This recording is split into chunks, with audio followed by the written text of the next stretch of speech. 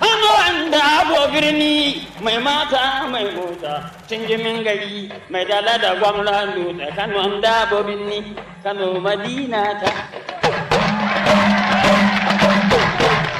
In ka isa dan Kano gaya mana kofar Kano takan sakali ta ka buga gadon kai duka wuya a dama kofar ruwa mu zugar wamban Kano ta mata Nasarawa dan agundu na isa.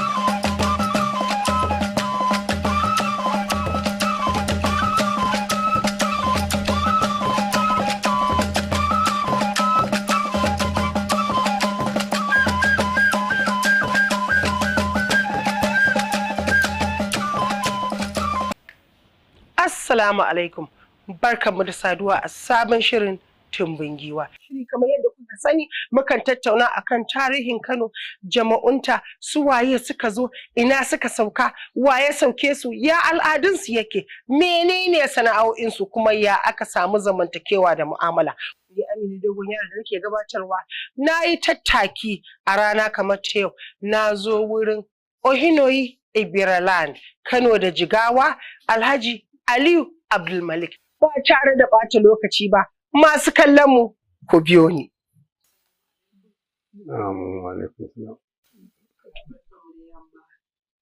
Mun zo wurinka matsayinka na Ohinoyi Ibiraland Community a Kano.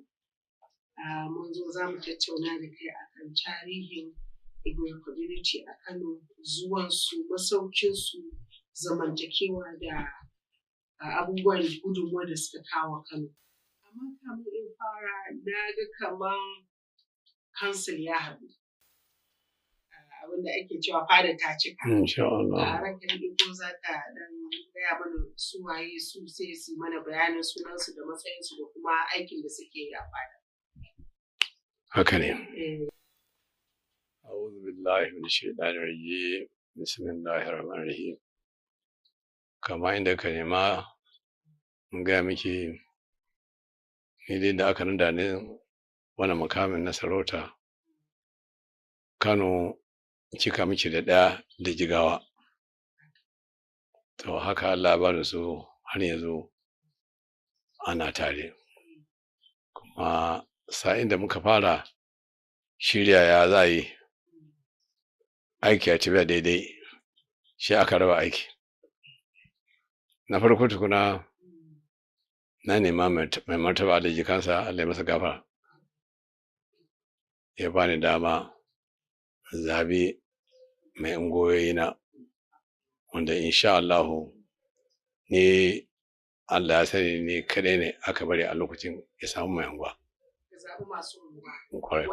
Kwarai wakili na insha Allah.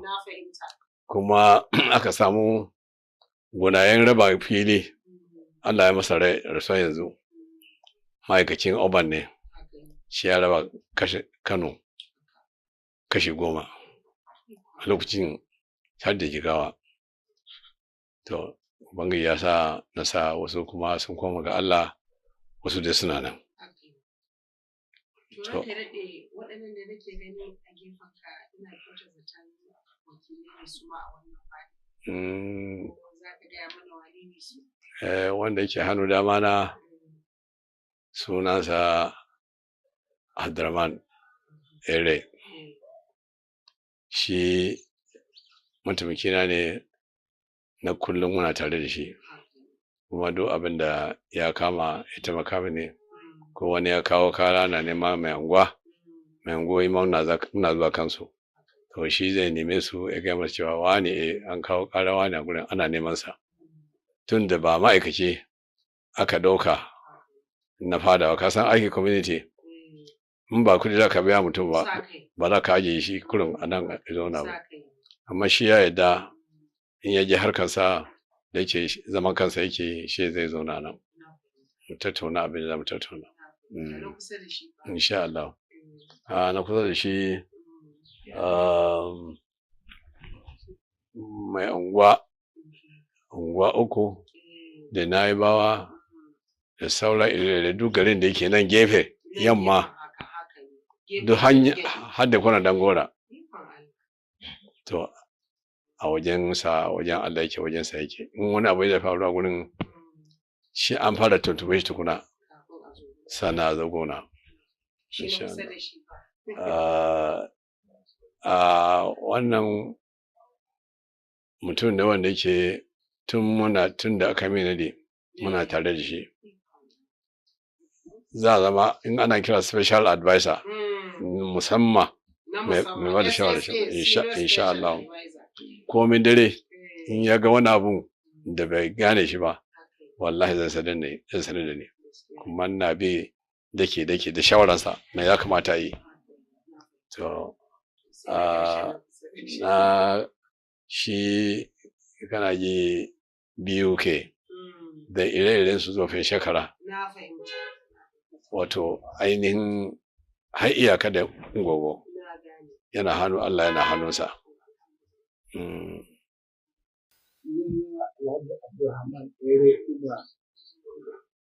Senior council member since he was installed as the community chief here in Jigawa State.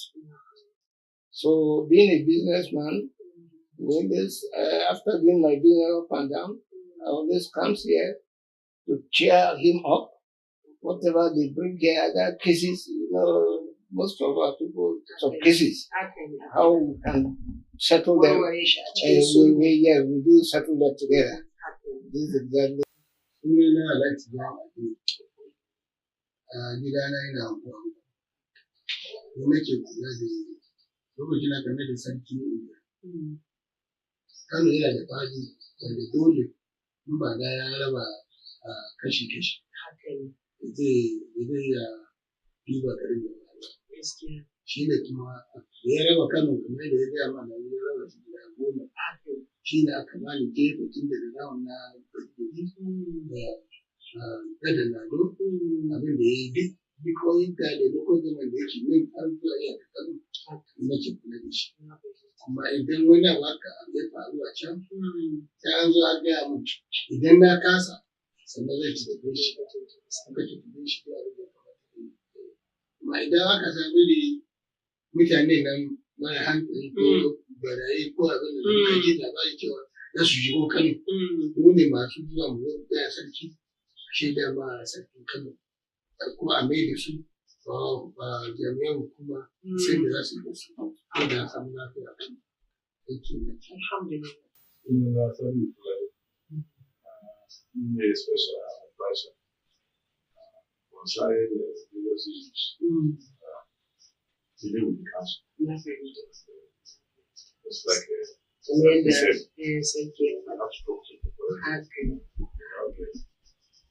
those this association that is political way the council traditional aspects but it's combined one of the best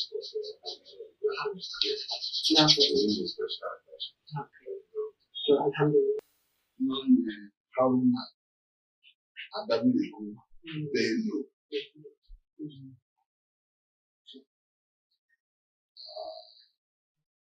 as authority of self. Kano is divided into territories. When it was together with Jigawa. But now, Kumbuso John the headquarters of my own administration in the UK. So that's why I was retired. And then I have not just from Kumbuso to Bajakawa to Wezo and Namudi. That I have about 15 words under them.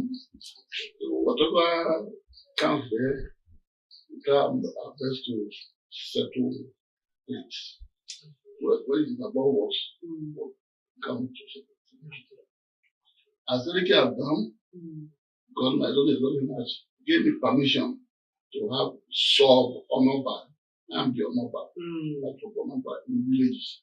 So that Those that will assist you and oversee where you are not there. so that ko za a ba mu tarihi na zuwa al'umma da yaushe suka shigo kan. Kamar ina ka nema kowa ya san arewa guda ɗaya ne da yanzu ɗin ma guda ɗaya ne sai da an dan rarraba saboda wasu dalilai Saboda tafiyar tun tarihin Kano ya nuna cewar gari ne na kasuwanci, gari ne mai karɓar baki ba daga ko'ina a Najeriya ba, a daga ko'ina a West Africa. Kuma duk wanda ya ji yadda Kano ya hada mutanen Larabawa da sauransu, shi abin da ba za a rasa ba. A'a, idan ya kama mutum yana nema ya kasuwanci saboda karfin tattalin arzikin Kano, to Kano za a bi. To amma da na samu tarihi shekara 180 da ya shige baya, wanda ya fara zuwa farko zuwa Kano, sunansa ana kiran shi Alhaji Amadu. Yayansa, jikokinsa sun bace a cikin mutane yanzu. Tunda ba iya nemo su a gano su, sun saje sun zama sai su suke neman mu dai, ba za mu yi neme su ba, su suka samu. Su suka san Insha Allah. Ni a hawa na shekara 27 kenan. To hawa na nake neman su. Amma su sun ji labarin kenan neman su yake da kowa fara zuwa yana nuna kansa. A cikin wannan mutanen ina ji za ka je wani senator wanda yake ringim. To babansa mutum Ibrahim. Jika ne yanzu. Yana da wani doctor ma a nan shi ma. Amma gaba daya saboda daddawa da suka yi da kuma sun saje su. To tun da zama tare kusa addini haka yake so. Aka zo da kuma mutane iri akwai da wanda na san wani jikansa yanzu shi ma baya magin Hausa mu. Babu tun da ba tashi da yin yare ba. Wannan matsalar maganar yaren nan, rashin jin yaren nan yana cikin babban abin da yake damun, saboda na yi hira da sarkin babur shi ma yana cikin abin da yake faɗi. To ai dole ne. Korafi yana korafin wannan abu. Misali yanzu ina da yaya, Allah ya hore mana yaya. Wasu tun da primary kai tun daga wasan kasa tare suka yi da yan Hausawa. To aka tashi kuma aka je primary tare, in ta doro Islamiyya tare zuwa so on. To kaga rashin jin Hausan mu yadda muke so ba dole ba ne, kuma ba le. Kamar daga ina jinsin Ibra suka taso suka zo kamar shi ma Amadu daga ina ya taso yanzu. Insha Allah daga Ibra din ya taso. Ibra din kuma kashe ne, ka san ai kura kamar ki a ce Gwarzo ko Limin Gado ko da sauransu da haka kasa Ibra ita ma take. Ya zo daga Ajakuta. Kaga su da kansu ba za su iya trace wannan history ba dan mun saba hira da historian. Gaskiya ne. Ana hira da manyan ba a rabu da gida ba. Wanda ina aka ina za a wannan ba zai faru insha Allah. Ko da Kano ma gina ne a wajen mu. Saboda akwai dalilai da yawa za mu ce haka gida na gida. Gurin da ka zauna aka roye ka da hannu da mutum ya zo da Libya, ya zo daga Niger, ya zo daga Burkina Faso, ya zama dan Kano. Balle wanda yake nan koki. Ko keke na gada wani sai hawan tafi gida. Amma ku za a ɗauka saboda haka an gode Allah za mu a Kano ba laifi ko da yake za mu zo wannan. Za mu zo insha Allah. To ranka daɗe ka san a lokacin nan da ake neman ake gyara kanan ake karɓa ake saboda ana son ta haɓaka da wane ne. A lokacin nan da Malam Ahmadu ya zo na tabbata ai ya tabbata da shekara 180 ai daular Kano ta fi shekara kwarai du da wani abu. Yawwa to ina tunanin wani sarki ne ya sauke shi a lokacin wani sarki ne kuma ina yawa masoki da za mu iya cewa tun da kaga yanzu kamar akwai unguwanni ai akwai unguwanni da aka sani kamar ya kasai a iya cewa su wane ne wannan ga yanar da suna wannan gari ayagi a iya cewa to misali kamar shi da ya zo a ina ya sauka ina ya fara zama kafin a zama jiki duka. Su wannan mutanen gaskiya fi sabilillahi mutum bai faɗa iya abin da sani ba ya yi sai gumi. Mu kan mun san wannan mutanen a wajejen mu an ke da mu da wannan lokacin ya kai shekara 80 da muka yi ta lissafi. To, shi ta yi ya fado a lokacin da sarkin Muhammad Bello kamun sarkin Abdullahi ya zo kenan. To mai wani a lokacin ya fada dai a namun lissafi ya fada wani lokacin. Kuma ai lokacin da kusan nan cikin garin na ai kusan shi kadai ne. Kamanin yanzu aka tambaye shekara na zo shekara na wanda sarki ne yake to na ta da Sanusi yana sarauta kaka na ai za mu zo. Sai lokaci na zama dai aka yi aka ce to an yawa irin wannan wane ne shugaba haka ne gaskiya dan ya Rasulullahi sallallahu alaihi wasallam cewa in za a yi tafiya ko buraguro zai yi shi nan da wani shugaba haka ce to yawan mu nan akwai mai su kudi akwai mai su ilimi akwai dai wanda suka sufa da mutanen gari ba ma ruwansu da kowane a shushe a da ne to suka ga cewa ya kamata a nema wanda zai ja gaba to shi lokaci na kam na zo kam akwai shugabanni amma ba sarauta haka nan akwai waɗanda aka naɗa kwarai community da aka ce haka yake amma ba sarki haka yake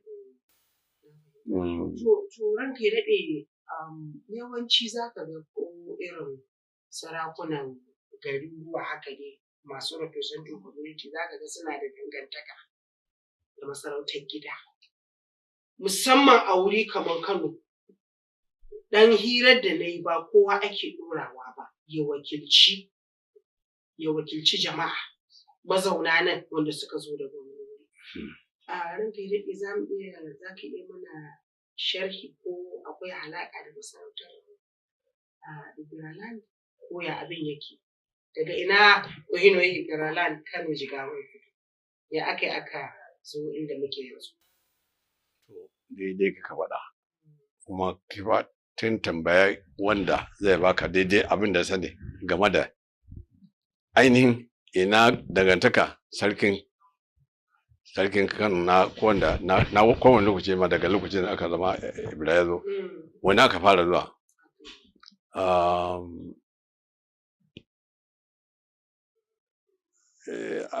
shi al'amura ka san baka yi shi inda dai ba wani yana ji zai iya cewa ba da aka to iya sani na anan lokacin da kakana yana sarauta Ibrahim Atta wanda na san duk da ya kwana arewa ya ji suna wannan inda yana tarihi to lokacinsa ne ya fara zuwa a Kano 1938 shekaran da zai taimaka yake bare zai binciko tukuna ya za ya taimaka dan a lokacin aka ba ke tafiya to ya fara zuwa Kano zamanin Abdullahi Allah ya masa gafara ya zo suka saba da shi ta hanyar mafifici shine addinin su ya zama da har ya taje cewa a cikin zuriyar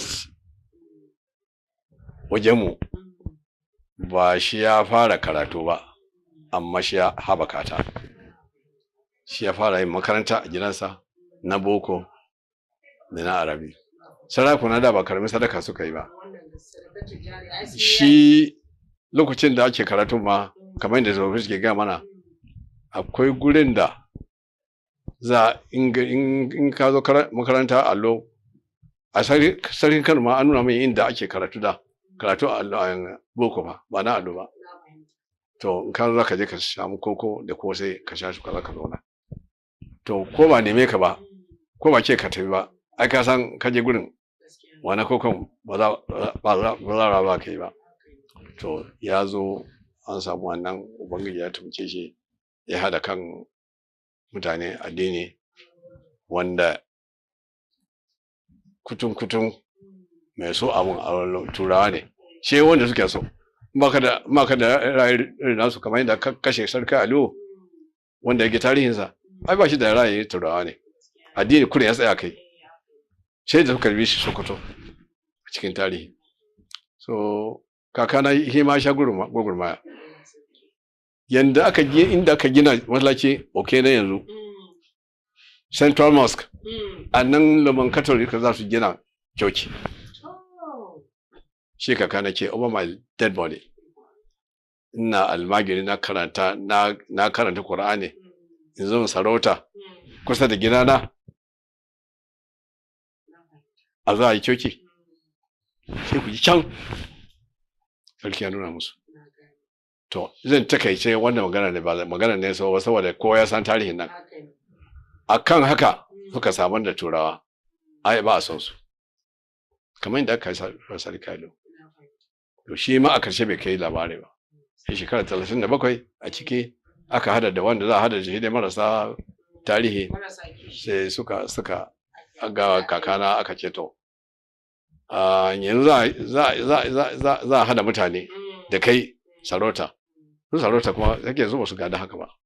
Sarauta ko na baki a tashe ni kurin ga abin da talaka na yi hukunci. In na bude Qur'ani ban ya bude Qur'ani ba dai abu da min shi a karanta bala'iyarsa. To shine ubangiji ya sa ya da kiransa. Amma tarihi kam lokacin da aka fara zuwa Kano ya san ina ne Ibra ya san ina ne Kano, zamanin kakana ne. Ba wani Ibra da zai disputin wannan cewa ba haka yake ba. Masu kallon mu gashi mun ɗauko hira, Ohino yana ba mu abin da muke so, ga lokaci yayi halinsa.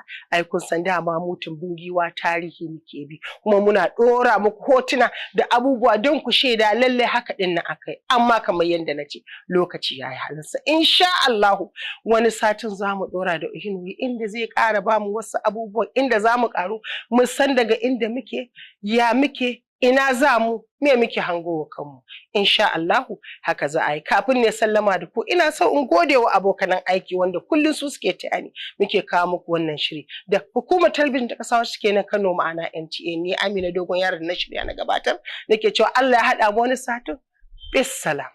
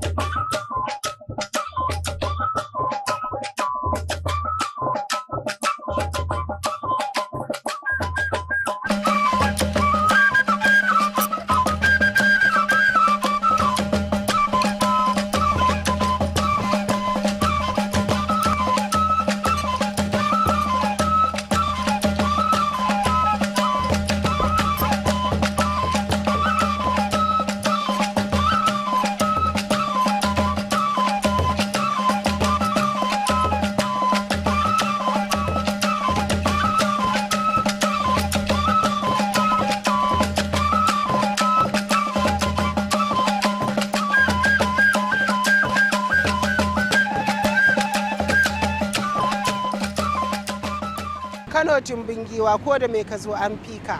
Masu kallon mu barkanmu da saduwa a ci gaban shirinmu na farko da muka kawo muku akan tarihin Kano da unguwannin da ke cikinta a cikin Badala da wajenta.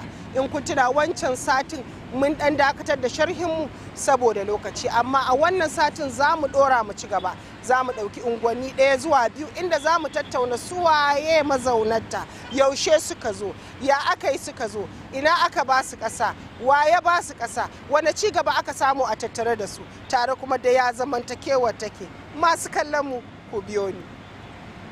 Alhamdulillah, kamar yadda kuka ji a buɗewa na da gaya muku na farko ɗin nan, kuma satin da ya gabata kun ga mun kwararo hiranmu dai da Malam Ibrahim inda ya mana bayanai masu daɗi, sharhi akan yadda Kano take. Wannan satin yadda na faɗa a introduction ɗina, za mu ɗora ne akan unguwanni. Za mu ɗauko babbar unguwa ta Kano wacce ta fi kowace wacce ita ce wacce Madabo. Malam Ibrahim zai mana sharhi suwaye mazauna wurin nan, ya al'adunsu yake, sana'o'insu, zamantakewarsu, kai suwaye ma fitattun 'ya'yayensu. Malam Ibrahim, bismillah. Kamar yadda na faɗa a satin da ya gabata, Hajiya da masu sauraron mu, ita Kano ai da mutane suke cewa ai kowane gari ma daman wani ne ya zo, tunda ba daga sama mutum ya duro ba, a ce a nan ne ya faru. Zuwa ce ta kamar yana faɗa, kaga an samu migration na waɗancan Kanawan asali, to sun zo sun an haɗu da waɗannan wasu mutane su ƙara zuwa wasu zo. To al'ummomin da suka zo kamar na faɗa shine waɗanda suka zo daga Daura. To zo waɗanda suka zo daga Daura kamar na faɗa, ai a lokacin Kanan iyakacin ta gefen Dala, gefen gindin Dala, gindin Goron Dutse, wannan kwarin nan ne inda Kano take, sai kasuwar Kurmi wadda ita ma Muhammadu Rumfa ne ya yi ta. To kamar na faɗa yanzu unguwar da muke so mai magana shine unguwar Madabo. To idan kin tuna a wancan satin da na gaya miki, ai na gaya miki na ce su mutumin Kano ana kula da abin da mutum ya faɗa. Abin da mutum ya faɗa shi ake amfani da shi, ko abin da wani babban muhimmi ko almuhimmi abu. To Modibbo, an daga Modibbo wanda kalma ce ta mai ta Fulatanci. Modibbo mai take nufi? Malami. Su bai ka unguwar malamai, wanda a wannan unguwar aka fara yin university ta Hausa. Madabo a nan aka fara samun university ta Hausa. A nan mai university inda za a ɗauki karatun da duk duniya za a zo. Yawwa. To saboda haka to a nan aka samu a Madabo. To kuma hatta da Muhammadu Rumfa tashi daga wannan unguwa ta Madabo, kuma a nan sarakai suke. Domin kake manta duk gari yana haɗuwa ne idan abu guda uku suka haɗu. Yawwa. Tuwo sai an haɗa shi da me? Miya kuma haɗa ta da me? Da nama. To a duniya ai sarakuna su ne tuwo. Duk inda aka zauna babu shugabanci zaman zai yiwu. To kaga sarakuna ko masu mulki su ne tuwo. To bayan mulki waɗanda suka fi kowa muhimmanci shi ne masu kuɗi. Haka masu kuɗi su ne miya. Sannan malamai sai su to su ne mai da ko da su ko ba da malami ko ba malami mai mulki zai iya mulki. Shi mai kuɗi ko ya da ilimi ko ba da ilimi zai fiye kuɗinsa. Amma saboda haka waɗanda ana so su tafi daidai sai an haɗa da sai da malamai. To don haka a fadar Kano ya zuwa yanzu ake yin babban malami na Madabo. To baka a wajen babban malami na Madabo yana daga cikin 'yan majalisar sarkin Kano.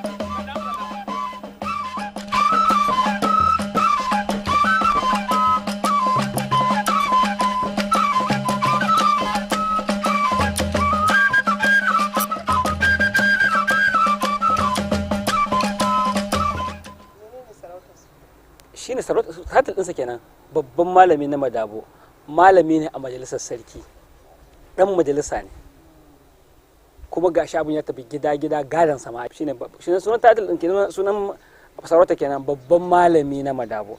Kin ga kenan bayan shi akwai wasu malama. Yawwa.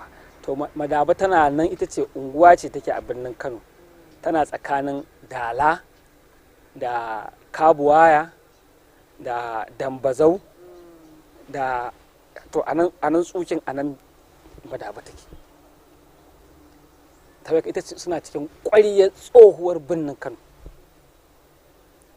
suna cikin asalin mutanen Kano, wanda yawancinsu kuma abin da ke kawo su, abin da ya kafa su, asasin su babbar sana'a shine ilimi. Fulani ne suka da suka ce Modibawa, sai ta koma mai Madabo, Madubbo. To yanzu Malam Ibrahim, ka kawo ni wani gaba, tunda iliminka yana da girma, abin da suke cewa is very vast. Ni a tunanina in aka ce wazirin Kano kamar shine ai babban malamin Kano, amma ka ce babban malami na madabo. Da yawan mu na san 'yan zamaninmu da musamman ma 'yan ƙasar na 'yan baya ma da yawa ma da ba su sani ba, duk wanda ya ji waziri ya ɗauka ai shi kenan shine babban malamin Kano. Amma ka kawo wani abu, ka ce kuma sarauta ce a fada, kuma a fada yake. Ina son ka ƙare mana sharhi saboda masu kallon mu su ƙaru. Saboda babban ita sarautar waziri ai ba a fara ta a Kano ba sai 1900 daidai. To saboda haka idan kin ce shine babban malami a Kano, to kafin lokacin waye? Saboda haka wazir kalma ce ta Larabci, a take nufin mai mataimaki na sarki. Kuma a Kano tun daga Bagauda na shekarar 1999 har ya zuwa 1900 daidai babu waziri a Kano. To lokacin da aka yi daular Usmaniya, ƙwarai kwa har da ɗori, babu waziri a Kano. To sai a 1900 daidai sai sarkin Kano Alu sai ya ɗauko wansa Ahmadu sai ya masa wazirin Kano.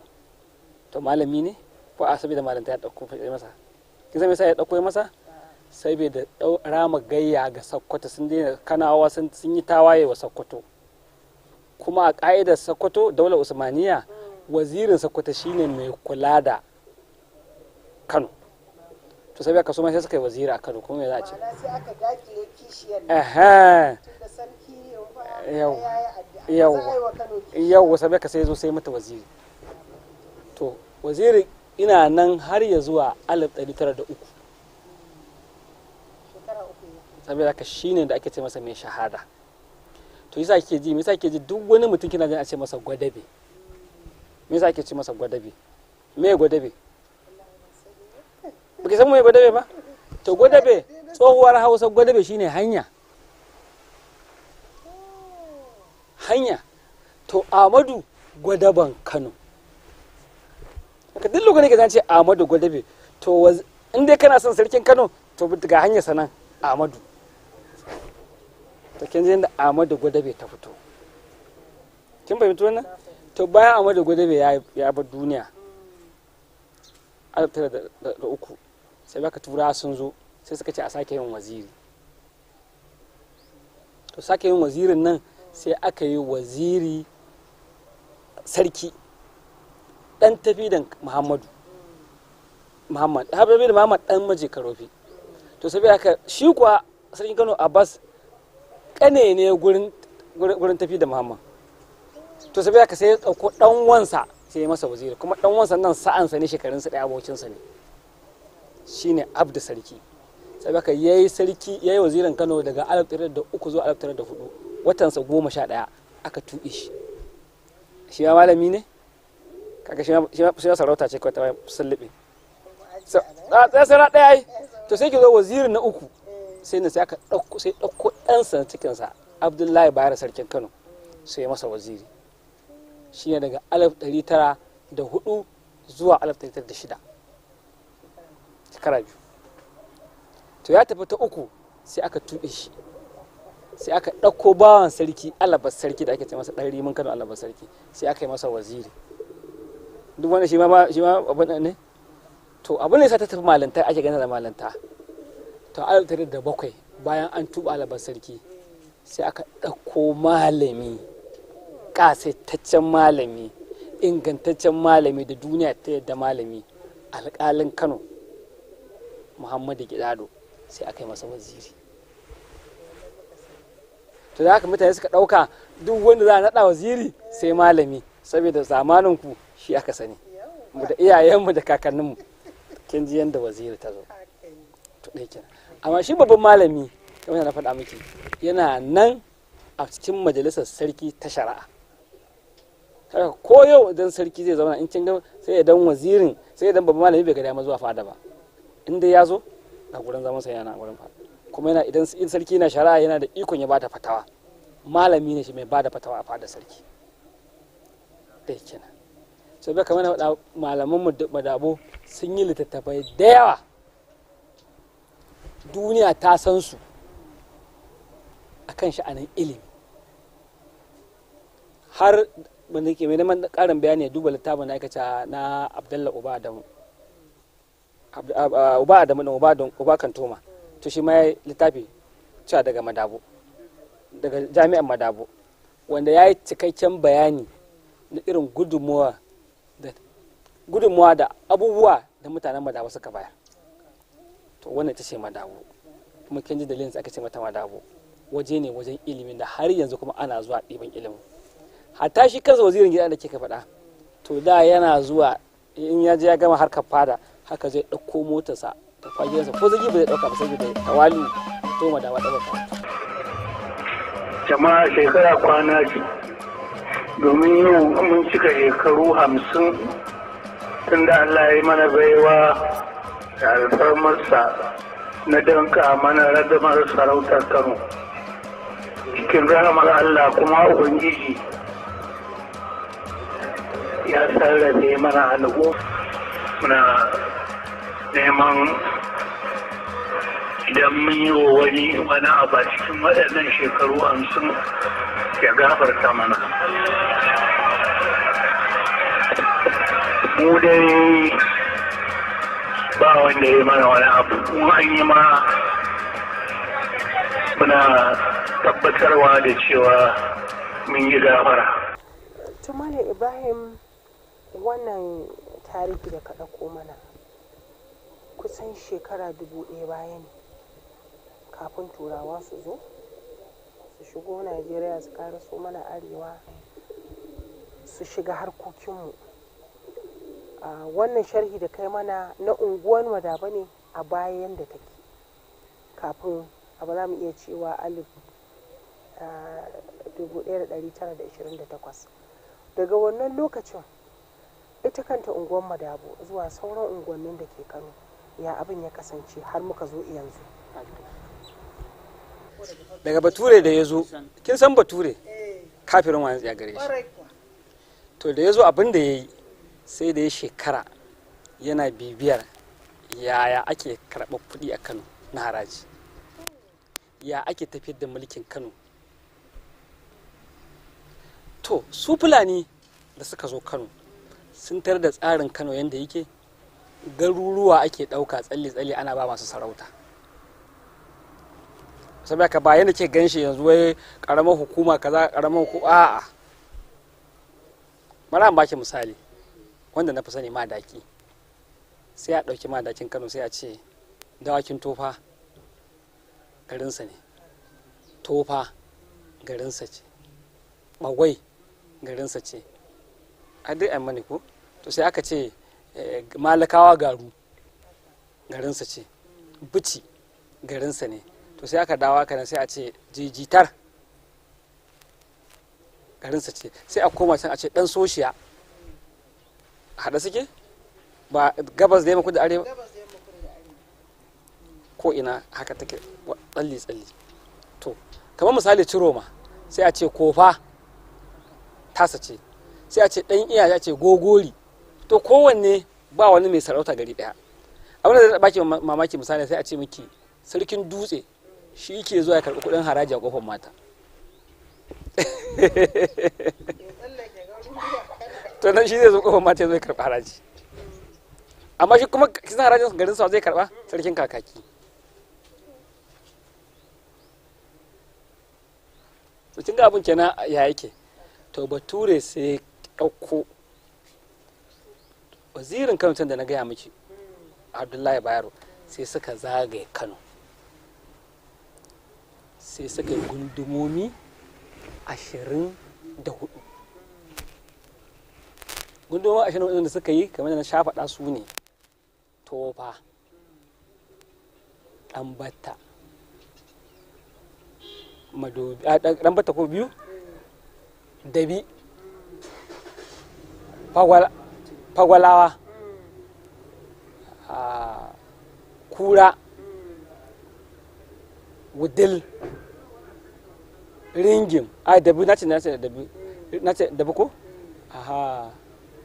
Jahun, Gwaram, Rano, Yalwan ɗan Ziyal. To idan kin yi lissafi za ki samu guda 13 sai ki haɗa ta da binni. To wannan guda 14 su ne suka zauna ƙarƙashin kulawar sarkin Kano da kansa. To sai kuma aka fitar da wasu garuruwa guda 10 na kusa da binni, su kuma sai aka sa su ƙarƙashin wazirin Kano ɗin Bayero, sai aka yi masa mazaunan hakimi a Dawakin Kudu. Kin san su guda 10 nan? Kunya, Kuru, kuma ta yi majin Kuru ba, Kuru, to Kunya, ba wancan akwai Kuru tana na kusa da Minjibir, akwai Kunya, akwai Kuru, akwai Minjibir, akwai Ungogo. Kin ga gunduma nawa kenan kika samu? 4 a can. To sai ki dawo Gezawa 5, Gabasawa 6, Zakirai 7, sai ki dawo Tsakuwa 8, sai ki da Tamburawa 9, sai ki koma Kumbotso. To sai aka ɗauko Kumbotso da Ungogo sai suka Kano haka, suka ritsa ta. Sai ki ɗauko tun daga bakin Na'ibawa sai kin da daga wannan ɓarya har ki dawo yan Kaba, har ki dawo ki kuma Zaria, za ki ga nan Ungogo ce. Kumbotso ita kuma daga yan Kaba din in kuma kika yi haka Kumbotso sai kin koma gindin biyu ke Kumbotso ce. Kika so suka rafa Kano.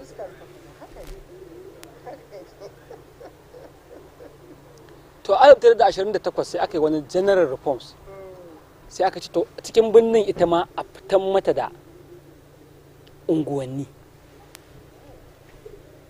kowace unguwa a fitan mata da kan iyaka. To da aka fita da kan iyakar sai kuma aka yi mata abin da kira wakilan fuska, su ne kamar dagatan binni kenan. Sai ka wakili kin ga sarauta ɗin binni da mana a kin ga a ƙauye mai unguwa, dagaci, hakimi. To amma a binni fa mai unguwa, wakilin fuska, hakimi.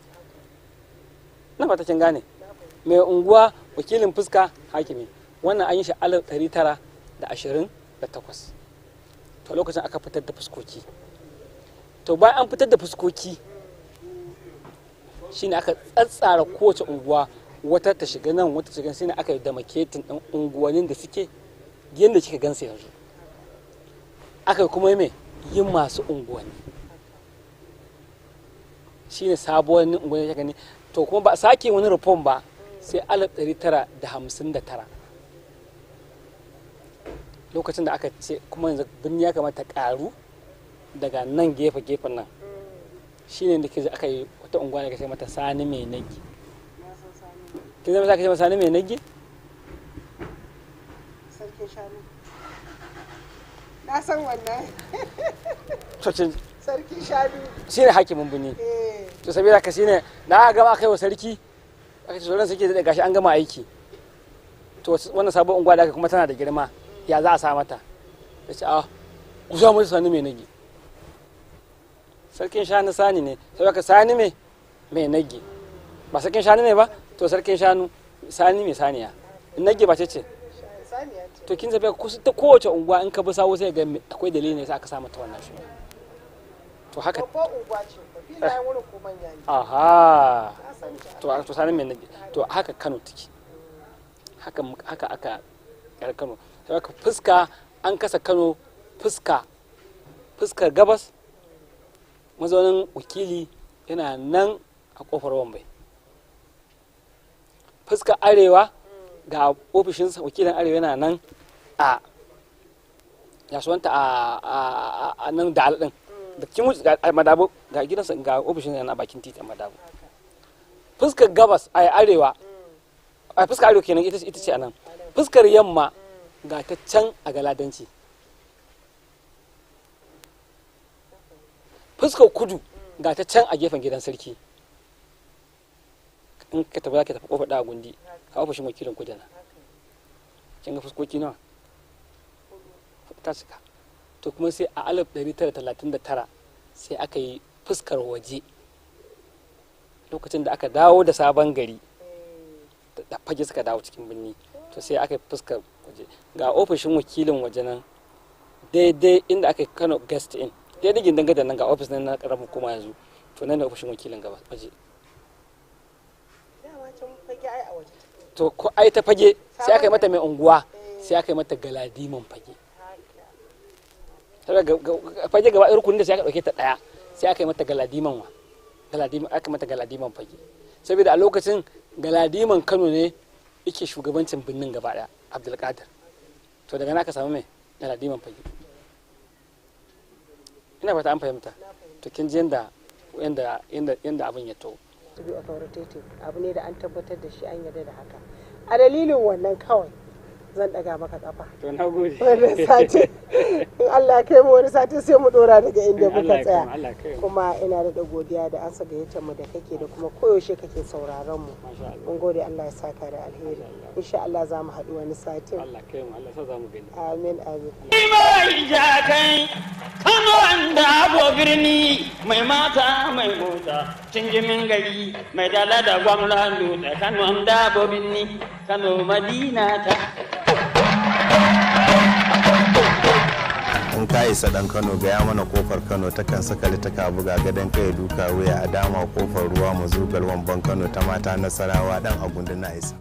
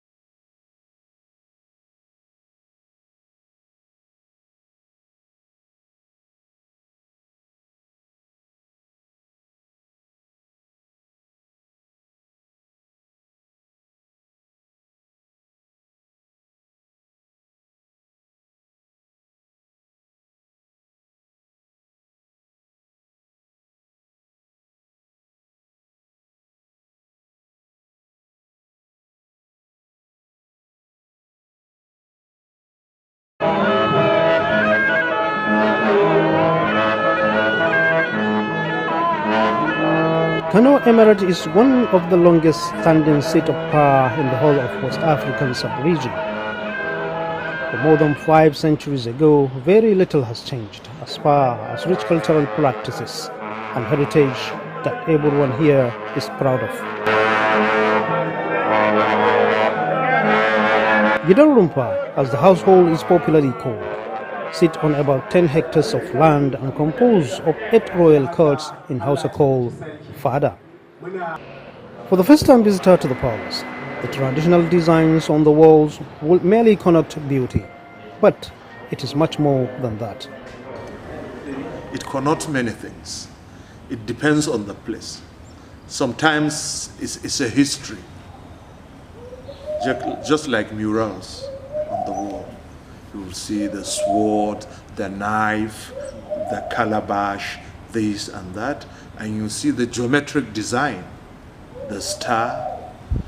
You know, most of the design are out of the star formation, you know, as it is in geometry. And then that star is very important astrologically because normally it's a northern star, which is part of the ruling, is guided by one of the ruling stars, Zuhal in Arabic, they call it Zuhal. Formation of Emir's collection of regalia is remarkable.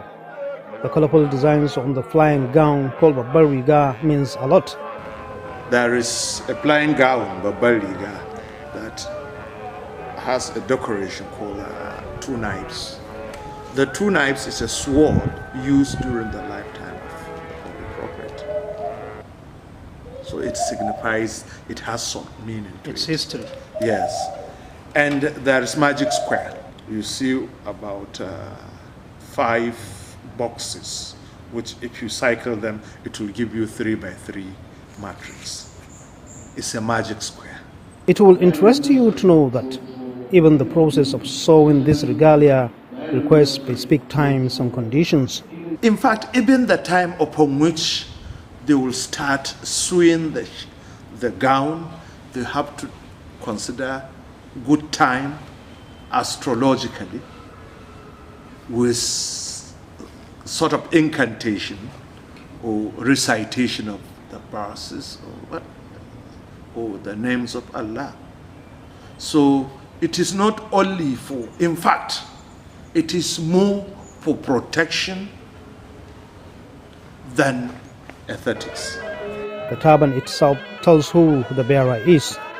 This kind of turban tells you this is an imam, or this is a prince, or this is a title holder, and that.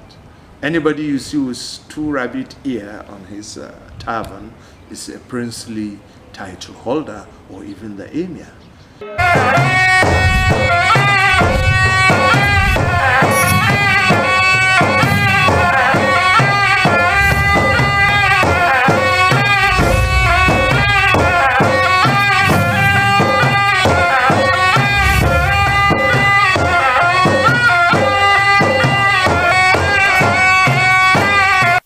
A labaran namu na yau za ku ji cewa rundunar 'yan sandan Najeriya ta ƙara tsananta sa ido a kan iyakokin jihohin Arewa maso yamma. Sannan, gwamna Yusuf ya karbi takardar gayyata don karramawa sakamakon ƙoƙarin inganta tsaro.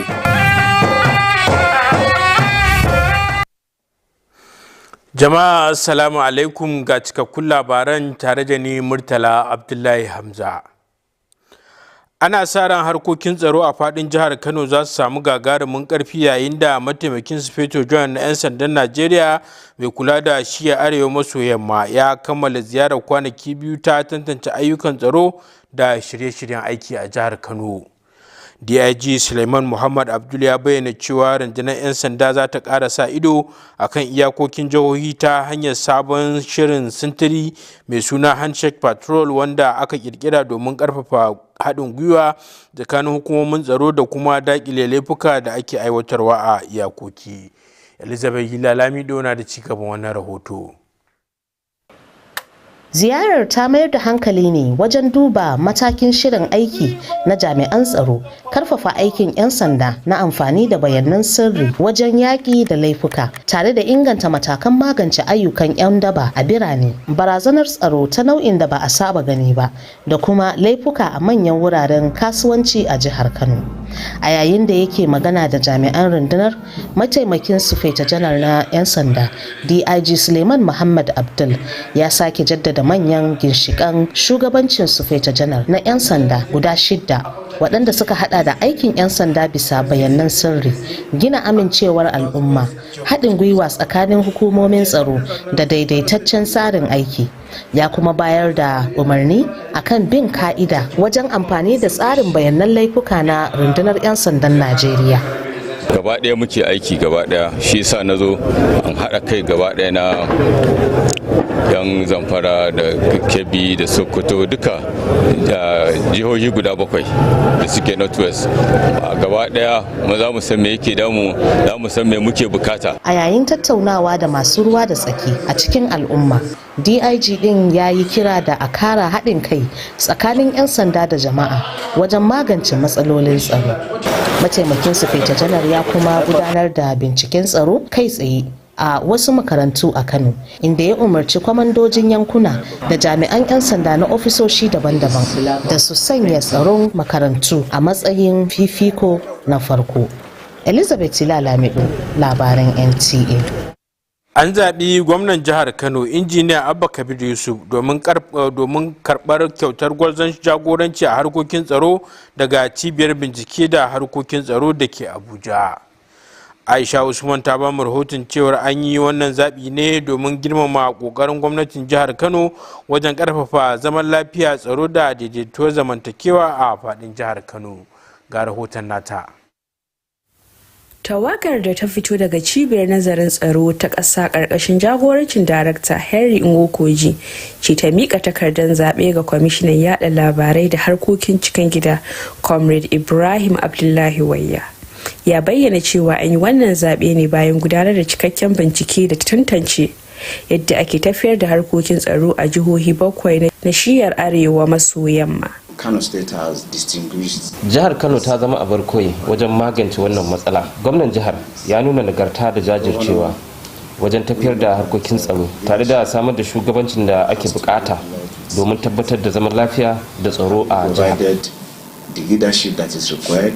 Kwamishinan yaɗa labarai da harkokin cikin gida Ibrahim Abdullahi Wayya, wanda ya karbi takardar zaɓe a madadin gwamnan jihar Kano, ya bayyana wasu muhimman matakan da gwamnatin jihar ta ɗauka wajen ƙarfafa tsaro, ciki har da kafa rundunar tsaron sa kai ta jihar Kano.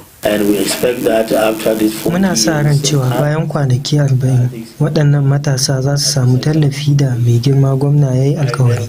Haka kuma za a ba su horo da kwarewar sana'o'i daban-daban domin su dogara da kansu, yayin da wasu kuma za su koma makaranta kamar yadda suka bayyana.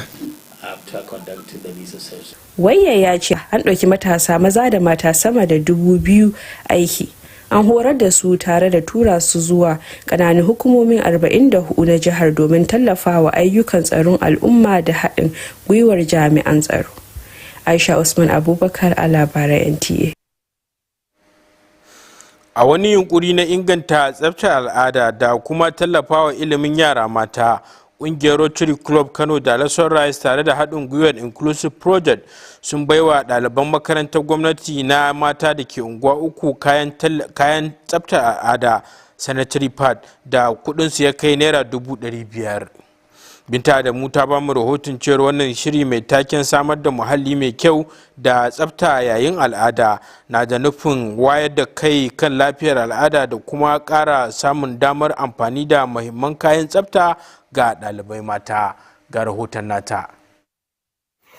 Ƙungiyar Rotary Club ta Kano da Labarai da Inclusion Project sun ci gaba da kasancewa a sahun gaba-gaba wajen hidimtawa al'umma da ba su tallafi da zai inganta rayuwarsu.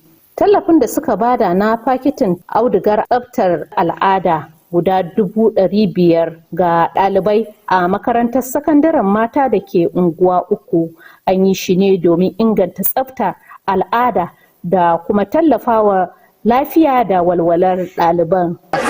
Kowace yarinya mai tasowa tana da samun dama da za ta samu killace kanta da tsare kai akan lafiyar jinin haila.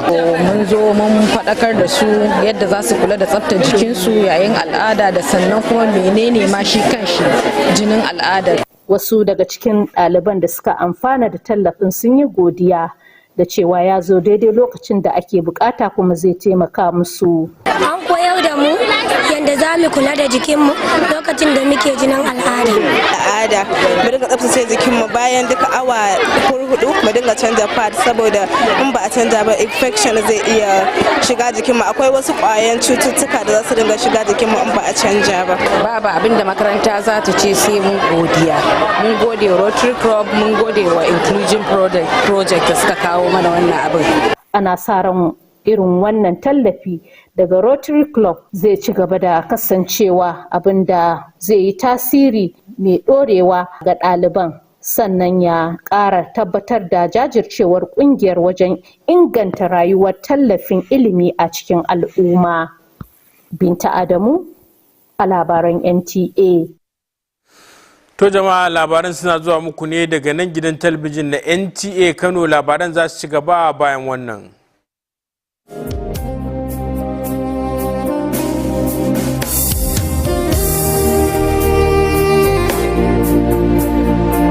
This is Portugal Resort, where fun meets serenity and adventure meets relaxation.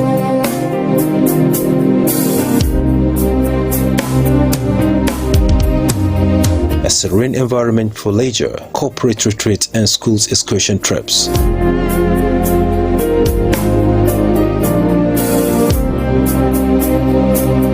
Great unforgettable memories with family and friends at Portugal Resort.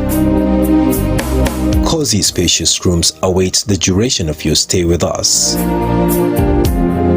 Situated at Minjibur local government area along Gezawa axis, just a few minutes drive away from the bustles of Kano City. At Portugal Resort, we don't just create fun memories, we deliver experience.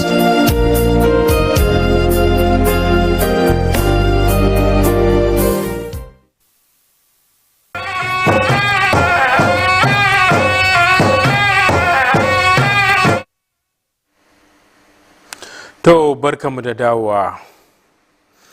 Yayin da ake ci gaba da shirye-shiryen jigilar maniyyatan Kano daga ƙasar Saudiya zuwa gida, malaman aikin hajji sun ƙara ƙaimi wajen gudanar da zaman wayar da kai daga daki zuwa daki, inda suke ƙarfafawa alhazan gwiwa domin amfani da sauran lokaci da ya rage musu a ƙasa mai tsarki wajen ƙara ibada, addu'o'i da kuma yin nazarin rayuwa ta addini.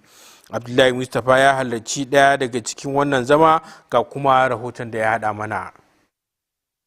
Kusan makonni uku kenan da kammala aikin hajjin shekara ta 2026 a kasar Saudi Arabia, yayin da alhazan cikin masarautar Saudiya da makwabtan kasashe sun koma gidajensu. Alhazan da suka fito daga sauran nahiyoyi na ci gaba da komawa kasashen nasu sannan a hankali.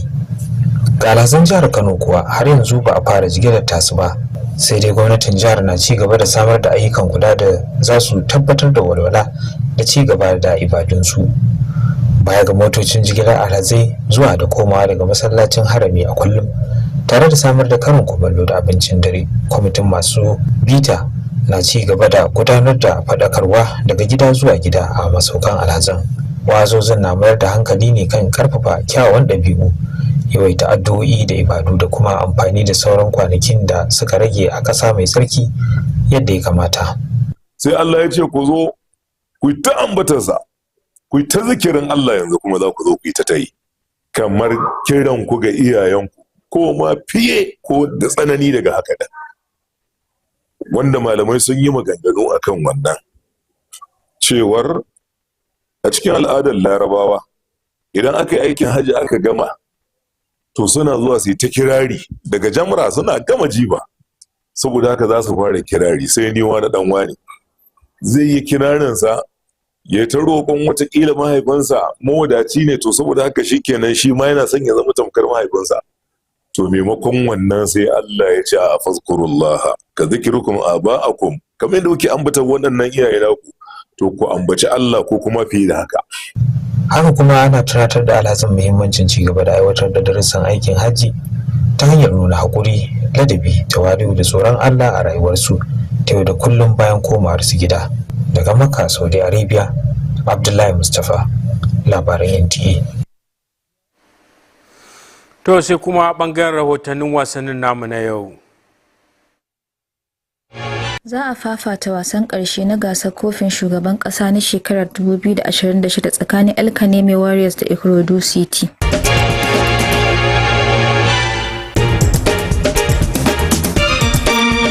Babbar hukumar gasar kurke ta duniya ta sanar da sababbin 'yan wasa da kuma matasa masu hazaƙa da aka ɗauka domin kakar wasar ta 2026 bayan kammala zaben 'yan wasa da aka gudanar kwanan nan.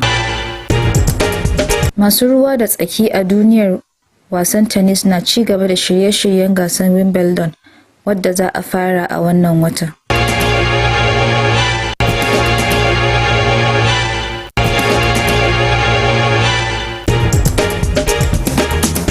Hankali ya ƙara karkata zuwa zaben 'yan wasan NBA na shekara 2026 wanda za a gudanar a ranar 25 ga watan Yuni.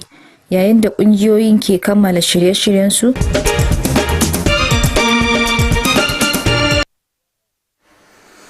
sai kuma hasashe da yanayi zai kasance a gobe a nan birnin Kano da masu manyan birane a ƙasar nan.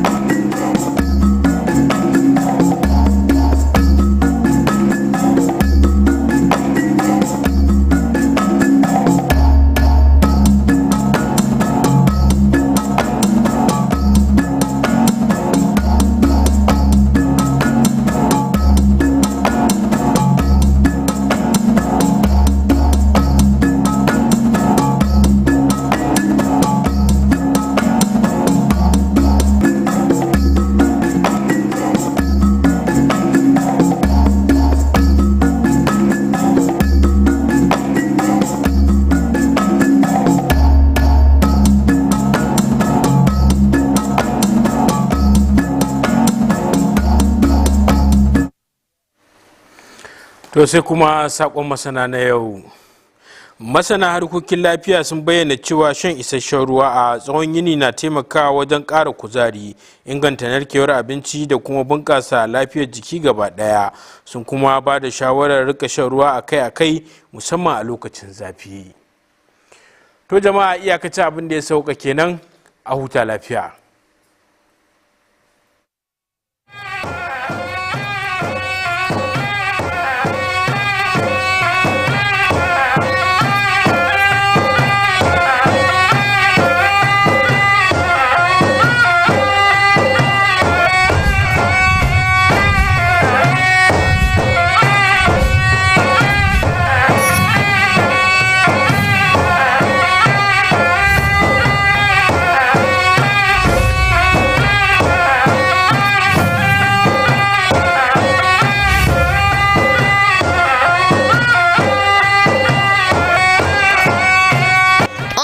Tonight, Nigeria police intensifies border surveillance across Northwest. Plus, Governor Yusuf receives Security Award nomination.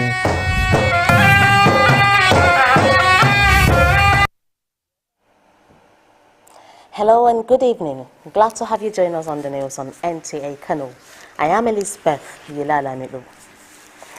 Security across Kano State is set to receive a major boost as the Deputy Inspector General of Police in charge of the Northwest Zone concludes a two-day operational and security assessment tour of the state. DIG Suleiman Muhammad Abdul says the police will intensify interstate border surveillance through the newly introduced Handshake Patrol initiative designed to strengthen interagency coordination and curb cross-border crimes. The report.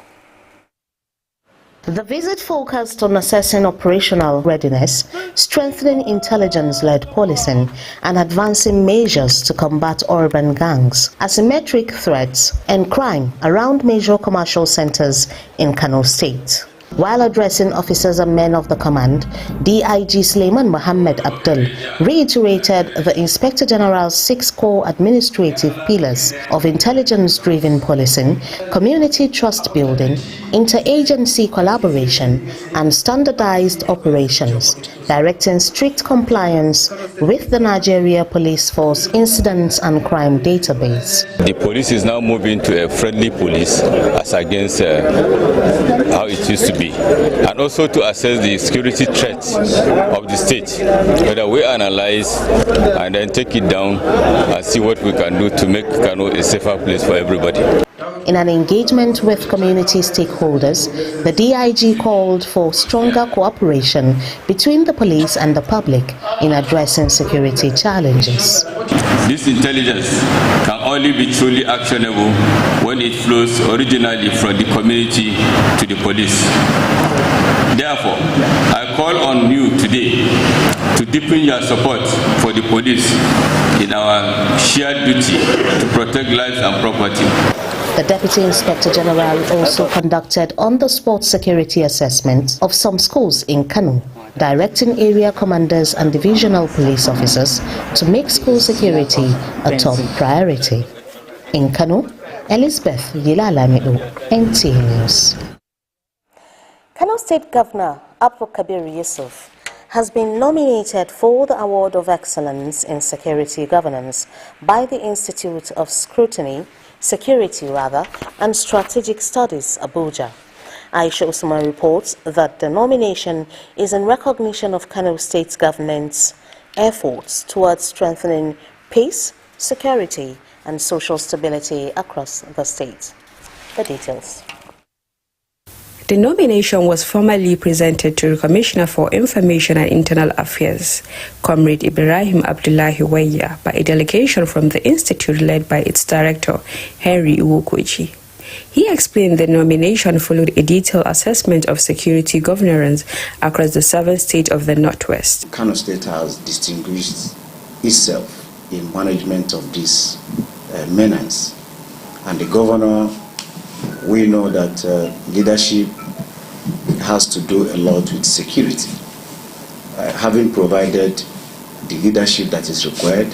Commissioner for Information and Internal Affairs Ibrahim Abdullahi Waya, who received the nomination letter on behalf of the governor, highlighted several security-focused initiatives implemented by the state government, including the establishment of Kano State Neighborhood Watch Corps. And we expect that after these 40 years of camping, these young men, as His Excellency pledged, will provide them with the needed environment that they require. Some would like to go on skills acquisition, while some would like to go back to school, as they all stated. Waya said more than 2,000 young men and women have been recruited, trained and deployed across 44 local government areas to support community policing efforts. Aisha Usman Abubakar, NTA News. As part of efforts to promote menstrual hygiene and support the education of the girl child, the Rotary Club of Kano, Dala Sunrise, in collaboration with the Inclusion Project, has donated sanitary pads worth 500,000 naira to students of Government Girls Secondary School, Angwa Uku. Binta Adamo reports that the initiative, tagged Together for a Friendly World of Menstrual Hygiene, aims to raise awareness about menstrual health and improve access to essential hygiene products for schoolgirls. The report. The Rotary Club of Kano, Dala Sunrise and the Inclusion Project have remained at the front line of humanitarian service over the years, positively impacting the lives of many through various community-based initiatives. Their latest gesture, the donation of 500,000 sanitary pads to students of Government Girls Secondary School, Ngwa Uku, is aimed at promoting menstrual hygiene and supporting the health and well-being of young girls. make sure that they are getting it at the expense of our club, our charity, the humanitarian organization. What we are doing today is part of sanitation and hygiene, and this month is the World Pad Day, or is it menstrual day or pad day? That is the reason why we are having this program here today. That means we have been able to touch a life. I want to do more. I want to keep them happy, and my club have taken it upon itself. We are coming back for more projects. Alhamdulillah, we are able to discuss on what menstrual hygiene is and what menstruation is all about, and the distribution of the sanitary pad to the girls. Some of the beneficiaries expressed appreciation for the donation, describing it as timely and beneficial. Thank you for what you give us pad to prevent, to protect ourselves, they teach us more about personal hygiene. That's why they give us this pad. We should be tending it after 4 hours or 3 hours. Each and every girl that receives her pad is very happy. We really appreciate, we thank them. The initiative by the Rotary Club of Kano Dala Sunrise and the Inclusion Project is expected to leave a lasting impact on the student, further reinforcing the organization's commitment to improving lives and supporting education in the community. Binta Adamu, NTA News.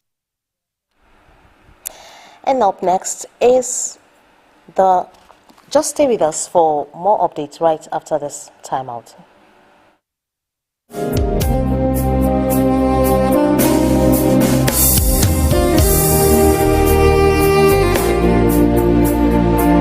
This is Portugal Resort, where fun meets serenity and adventure meets relaxation.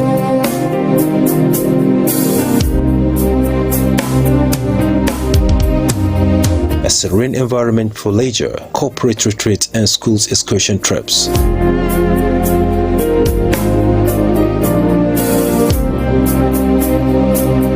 Great unforgettable memories with family and friends at Portugal Resort. Cozy spacious rooms await the duration of your stay with us. Situated at Minjibur local government area along Gezawa axis, just a few minutes drive away from the bustles of Kano City. At Portugal Resort, we don't just create fun memories, we deliver experience.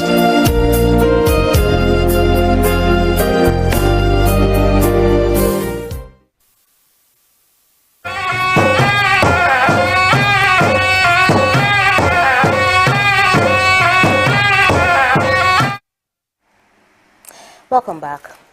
As preparations continue for the return airlift of Kano pilgrims from Saudi Arabia, Hajj preachers have intensified house-to-house enlightenment sessions, encouraging pilgrims to maximize their remaining time in the Holy Land through increased acts of worship, prayers, and spiritual reflection.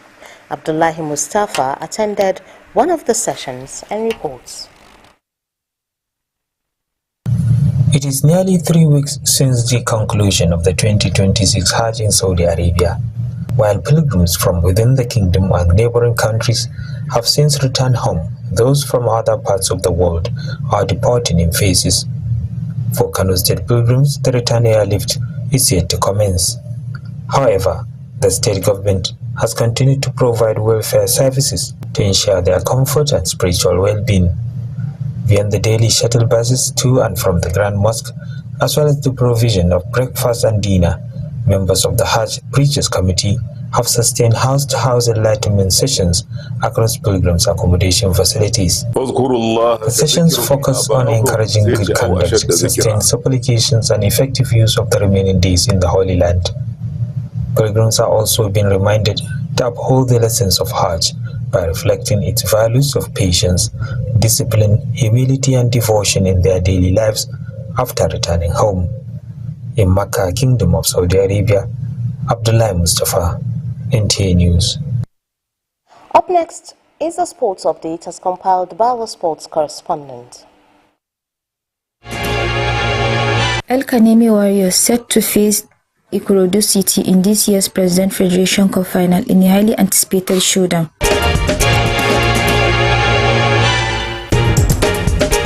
Major League Cricket announces new signings and emerging talent ahead of the 2026 season following its recent player draft.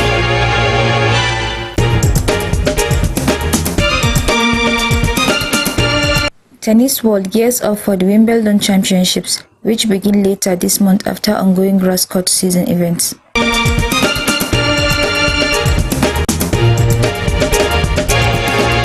Attention turns to the 2026 NBA draft, scheduled for June 25th, as teams finalize preparation for one of the basketball's premier talent selection events.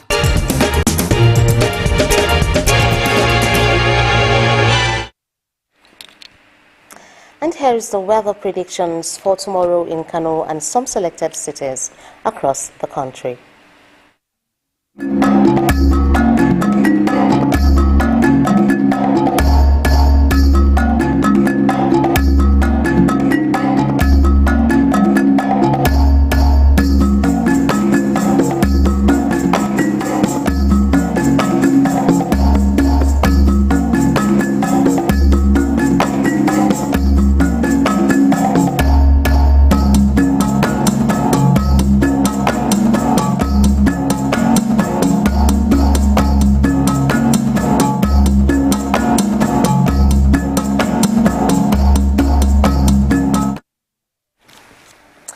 And we wrap up the news telecast for tonight with health advocates saying drinking enough water throughout the day helps maintain energy levels, supports digestion, and promotes overall health. Stay hydrated, especially in hot weather. Do have a pleasant evening and stay safe.